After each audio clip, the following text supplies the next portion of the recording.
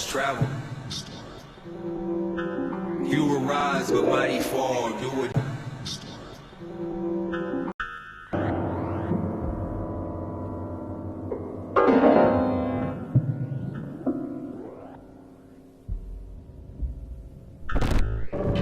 What's up, guys? This is HASSEL on Down the Spiral. Today we'll be interviewing Mannymegz, an underground hip-hop producer here in Tucson, Arizona. We will go down his spiral and learn his process of making his beats and talking about his new latest project, GRIMETYME. Also with some exclusive talk on future collabs towards the end. Let's spiral it. A slow grind, but it's a fast pace. And when you lose, you this first to come in last place. Put gold in my mouth. So do you want to start at the R&B and hip-hop section? I don't really shop there. You don't? No, yeah, so like, yeah, I don't collect like hip-hop vinyls or anything. I come to record stores to sample, like, sometimes I go in the dollar section, sometimes like I'll go in the soul section or rock section, but mainly like I only shop in like the foreign section. Well, let's go over there. Let's do it. Brain it don't register. I'm a bitch rich like a gift registry. Came from uncertain circumstances. God said don't question me. Amen. So this is all foreign. What I look for the most part is like European samples. No one in Tucson really like speaks German or French, so like they're normally pretty cheap, which is dope. So yeah, I try to stick with European samples. For my drums, I sample like Brazilian drums. Like this would be dope to sample. This is Brazil. Yeah. Literally says Brazil. Yeah, and most Brazilian records like straight up just say Brazil. Crazier looking the artwork is, like sometimes the better it is. So if I get this right here, it says Warner Brothers on it. Like that isn't. So sometimes you go by the label. So like if Warner Brothers put this out, like I probably don't want to grab it because it's copyrighted, probably. That, but like it's generic. Like they made a lot of like generic shit. The more foreign and like underground and weird you get, the better, because more than likely you're probably not gonna get copyrighted for it. So what's your process? Like, tell me your step-by-step process of when you get a record and you sample it. It differs. It differs like in genre. So like with the foreign stuff, I have to chop it up and move it and form it my own way, because like they don't have hard loops, right? So there's two differences in hip hop. There's a loop and a chop. So loops are kind of just like you find an 8-bar loop or a 4-bar loop, and you can just loop it and add your own drums and add your own different instrumentation to make it different.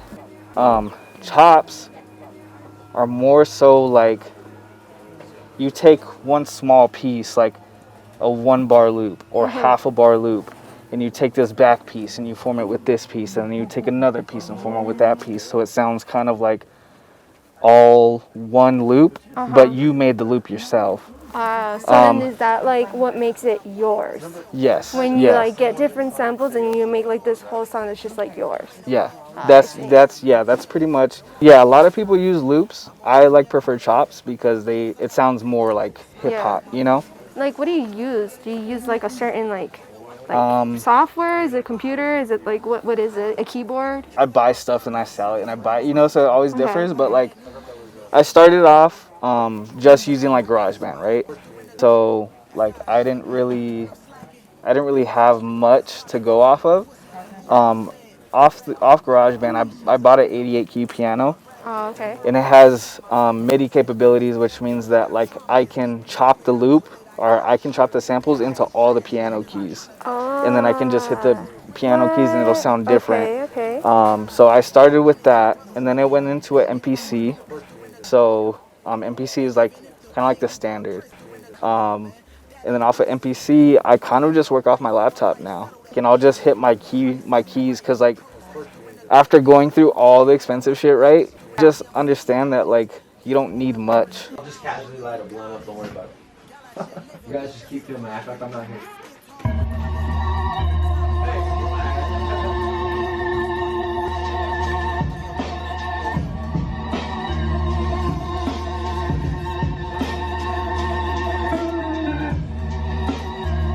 lot of producers work during nighttime, right? Oh, okay. So like they'll go in like at 9 p.m. and not come out till like 3 a.m. I'm like completely opposite. I wake up at like 5 a.m. I go through my samples. If I have nothing, I come here, I find a sample, and then and I go back and I just kind of go through my records, see what I have, and I start working from there. So I'm like I'm a morning bird when it comes to music, because I feel like at night I get tired and loopy and I don't know what sounds dope or not, but when I wake up I have a fresh mind. So So that's your creative process. You ain't doing shit at night. You're doing it in the morning. Yes, exactly. Gotcha. I'm gonna shoot you with a crazy name. Ready? Ninth Wonder. Tell me about him, because I know you have a dope story about him. Yeah. So, so I went into a record store, right? Yeah. And Here in Tucson? no, it was in I think it was in LA. Oh, okay. And they had him making beats, and I just was watching him like making the beat, and I just like something about it was just like so just crazy that he could just take a random sample and just like flip it into a whole different song. So that's kind of like initially what put like the chip in my brain, right? So like I wasn't like right after like, yo, I'm gonna start making beats because of this. Yeah.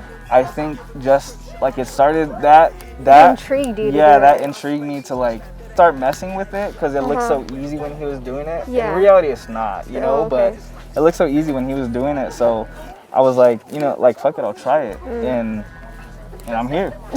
You know, so now you're here doing it all. If you were a song, I was a song. If you were a song, what would it sound like? Or if you have a particular like similar song that you're like, oh, I know what type of song I would be. Or if you was like, you know, what genre would you be? What would it be? I'd have to say some like real like New York Biggie stuff. Really? Yeah, like that's and it's funny because I always grew up like my whole family was Tupac fans. Like everyone was Tupac fans. But you're like, nope, Biggie. Well, I was still a Tupac fan. Like I could still sing all of like All Eyes on Me, right? But just the production of Biggie's records sounded so different because they were sampling jazz, but in a weird way of like it sounded bouncy and hip hop. Like it didn't sound like a jazz record, you know? So I fell in love with that sound initially. And then off of that, I kind of built my music taste off that. That's probably who I would be if I was like one song, you know? But that it would be like hip hop, New York, Biggie vibes. Yes. Okay, I have another this is my question. section right here. It is your section? Wu-Tang. I go back and forth between sections, right? So like, so I'll go over here sometimes, and look for. It's called prog rock. So it's short for progressive rock. So 90s are like 80s and 70s rock was very experimental. Not just in Europe, but like in the US too. Because this is when they started mixing synthesizers with rock music. So I initially got into prog rock because of Kendrick record. It's the last record on Damn. Which is Duckworth. Duckworth. Yeah. So, I was gonna guess that, but then I was like, maybe I'm wrong. And funny enough, that's made by Ninth Wonder too. Yes, exactly. I've seen the video. Where he explains like the process of Duckworth and like the samples and how he like showed it to Kendrick. Yeah. So like that was where I was like initially like, okay, like I've been skipping out on rock this whole time. That's ill. I get this one. That's so cool. Like. It's a mirror into a mirror into a mirror. That's how I feel sometimes. Yeah, I always skipped over the rock section because I was just like, I'm not gonna find nothing here, you know? Yeah. Half of my newest project is like probably rock. Yeah. You know? So let's talk about your new project. Okay. GRIMETYME. Yes. I heard it personally, and it is probably the dopest thing I've ever heard. And I hear a lot of music. I hear a lot of shit, but it's very grimy. It's very grimy, like the title says. GRIMETYME. So tell me about that. Tell me about your process. Tell me about the artists. Like, how did you even get the idea of doing this album? like every project I make goes off like how I feel. Yeah. You know, and at this point, like I was just there was this time where I was just going through a lot of bullshit, and I really just couldn't I couldn't make the beats that I'm used to making, because before I made GRIMETYME, I made all soulful beats. I didn't go into prog rock or the foreign section, or I only went to the soul section and only made soul beats. And for maybe like 2 months, I just could not make a beat because I didn't feel that way. You had know? like artistic block. Exactly. Instead of like writer's block, you had that artistic block. Exactly. So yeah. So I just was like, all right, I'm just gonna go into the record store today and just find a bunch of just different stuff I've never touched before. Ah, okay. So when I went into the foreign section, I kind of like found this one sample, which is this sample for ASCII song. And I built my whole project off that. Off of that one single. Yeah. So I ended up just like being in love with how this sample sounded, and was like, all right, like this is what I want to do. Yeah. So from there, I invited a lot of Tucson artists, and then I started to go outside. So I have 2 Florida artists on there. I had an LA artist on there, a Chicago artist on there, and then like the one I'm most proud of is like the Japanese artist. Hell yeah, that's he's so like dope. straight rapping full Japanese. I think we have to understand that like a lot of people outside of the US listen to US hip hop and don't understand what they're saying. Yeah. So I kind of wanted to bring that feeling onto my project of like, you don't understand what they're saying. Yeah. You can only just feel what they're saying, you know? Yes. Yes. That was kind of the initial reason why I brought him on, and also he's So pretty dope. well respected in Japan. Like he has a crew called Flex, and they're a hip hop crew based of like DJs, MCs, and breakdancers. Really? Wow. Yeah, Okay. and so he's part of that crew. Hip hop is pretty big in Japan. It is. See, there's a lot of things that like people here yeah. in this country don't know, that hip hop is worldwide.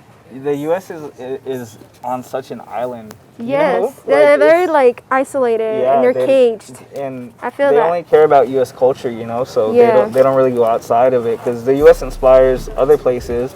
So they're like, why would I go outside of that? But that's where you find some of the coolest stuff. But yeah, that's basically like who's on the project. Like, And that's GRIMETYME. yes, How does that feel to like? it's weird. Well, you have fans. It's weird. It's It is weird. It is weird because you start to think about like, wow, like,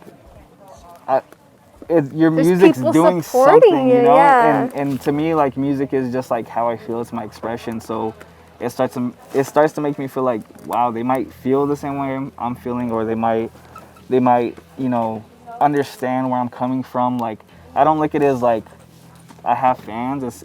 I like kind of look at it as like having like investors, you know, like Okay. they invest into your music and they put you on a platform. Like without people supporting you, you wouldn't be anything. Without the people you wouldn't be anything. So, like, I've been taking music seriously for like a good like 8 months, like seriously. Really? Yeah, so it's not been long. Yeah, it hasn't been long, but you have like a lot of talk about you. Like here, it's just like, oh, Megz, Mannymegz. Like, knowing that I'm like, around the music industry as well.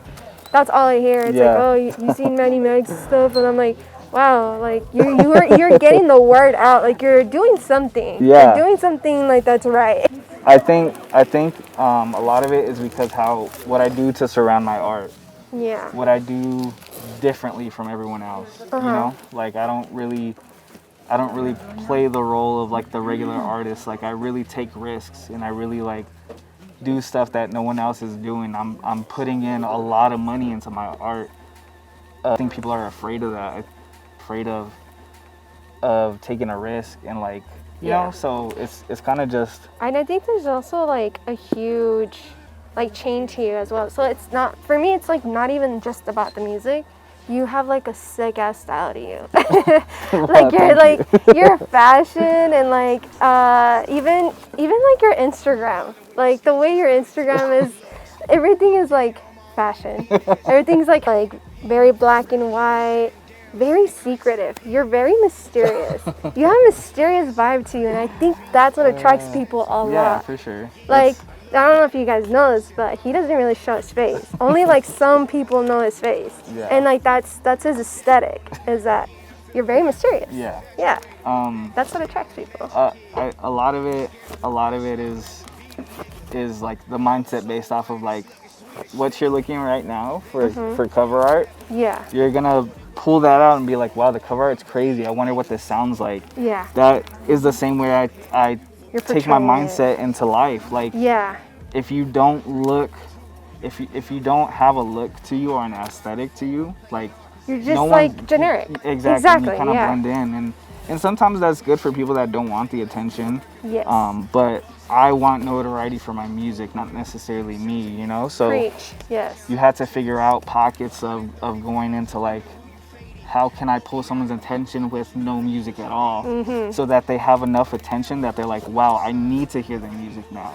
If you don't have that like need, if you have a want, they might listen to you. If they have a need, they're definitely going to listen to you, you know? So yeah, definitely. I try to, that's, I mean, and that's just me. Just like a person, you're always progressing, you're always evolving. So your music evolves with you. And if you think of some of the best artists, Kanye, Kendrick, Jay-Z, Drake, their sound changes every single album. It's never the same. Very true. And it's because they love what they do. They love a challenge. So like, what am I bringing next? Like, what am I going to do differently? It's always a step above. Like, I always think to this album right now that I'm releasing, it's like, I don't know where I'm going to go after this. I just know how I feel, and I kind of just let my feeling take me. Like, I don't depend on the logistical stuff. I kind of just like go with how I feel, understand art well enough to be like, all right, this is going to pull someone's attention, and I work off that, you know? So speaking of not knowing where you want to go next, do you have future collabs with anyone, and can we get insight on what you're working next? Oh Lord, you know how I feel about that though. There's a Tucson legend. His name is Cash Lansky. Okay. Cash Lansky? Yeah. Okay. We're dropping an EP together. And that's an exclusive, so like, so we got the exclusive. I think people have been knowing, like, me and Asky are working on a project together. Yes. We're working on a duo project and his solo project. Nice. And I'm actually working on my like first beat tape. That's all beats, no rappers on it. It's called Analog, and it's based on like computer noises and like weird scientific sounds and stuff like that. So like that's kind of what's next for me. So last thing, what is one thing you want to give to, what is one advice you want to give to young Mannymegz? Oh wow. I don't know if I'd give him advice. Really? Like, I mean, you've never had like, you know, your younger self where they doubted to go into this path or industry, you know? Maybe that, like maybe to start earlier. Okay. But I wouldn't change anything because I feel like my trajectory right now is like everything's happening so fast. Yeah. That like it's on purpose. Like I'm supposed to be having this amount of like attention in Tucson right now. I'm supposed to be making like some of the illest beats you heard come out of Tucson. Like I'm supposed to be doing this. Like and I've built it that way from day one, and I knew I was going on this path. So I wouldn't really give myself advice other than like maybe if you started in like 2017, you'd be way further now. But very true. Everything happens for a reason, you know. Like I'm starting at this age for a reason, and I kind of just like trust myself. Yes, very true. That's so cool. So it was nice catching up with you, Mannymegz. Nice catching up with you. I appreciate you. Yes, I appreciate you. We are actually good friends in real life, so we will see each other pretty soon. Yeah. So that is it for today on Down the Spiral. Thank you guys for watching. This is HASSEL signing out, and I will see you guys on the next episode. Peace out.